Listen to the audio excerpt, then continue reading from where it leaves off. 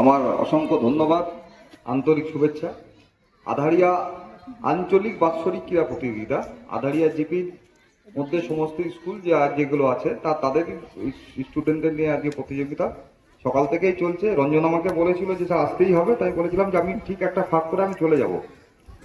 তো রঞ্জনের ডাক এমনভাবে অনেকে বলছিলেন যে স্যার আপনি এলেন সময় করে। রঞ্জন আমার কাছে গেছিলো এবং আমি ওকে কথাও দিয়েছিলাম যে আমি আসবো। সকাল থেকে আপনারা সুস্থভাবে অনুষ্ঠানটা পরিচালনা করছেন এবং এখনকার দিনে এইরকমভাবেই এনগেজমেন্ট, যে বাচ্চাদেরকে ক্রীড়া প্রতিযোগিতার মধ্যে যুক্ত করে রাখা, কারণ পড়াশোনার বাইরে একটা ফিজিক্যাল অ্যাক্টিভিটি সবারই দরকার। আমিও নিজে প্রচুর ফিজিক্যাল অ্যাক্টিভিটিস করি এবং করতে ভালোবাসি।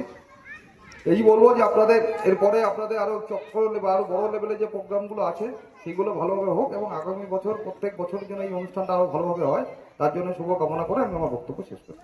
শিক্ষক শিক্ষিকাদের উদ্যোগে আমাদের প্রতি বছর যে বার্ষিক ক্রীড়া প্রতিযোগিতা অনুষ্ঠিত হয়, সেই ক্রীড়া প্রতিযোগিতার অংশ হিসাবে প্রত্যেকটি চক্র স্তরে এবং প্রত্যেকটি অঞ্চল স্তরে ক্রীড়া প্রতিযোগিতা অনুষ্ঠিত হয়। তো এবছর আঁধারিয়াতে হচ্ছে, গত বছর অন্য একটি জায়গায় হচ্ছিল এই অঞ্চলের স্পোর্টস, আমি সেটাতেও ছিলাম এবং এবারেও ঘটনাক্রমে আমি অঞ্চল স্তরের এই স্পোর্টসে উপস্থিত হতে পেরেছি। খুব ভালো লাগলো এবং আমাদের শিক্ষক শিক্ষিকারা যে আবেগ নিয়ে, যে উদ্দীপনা নিয়ে তারা স্পোর্টসটা করেন, সেটা কিন্তু আমাদের যারা আধিকারিক, যারা শিক্ষা ব্যবস্থার সঙ্গে যুক্ত, তারাও কিন্তু শিক্ষকদের কাছ থেকে উদ্দীপ্ত হয় এবং যথেষ্ট অনুপ্রেরণা পায়। এবং আমরা এবারে আশা করছি শিক্ষক শিক্ষিকাদের সহযোগিতায় সার্কেল স্তরে, চক্র স্তরে এবং জেলা স্তরেও সুষ্ঠুভাবে স্পোর্টসটা আমরা করতে পারবো এবং সেক্ষেত্রে আপনাদের সবার সহযোগিতা আমরা ভীষণভাবে কামনা করছি।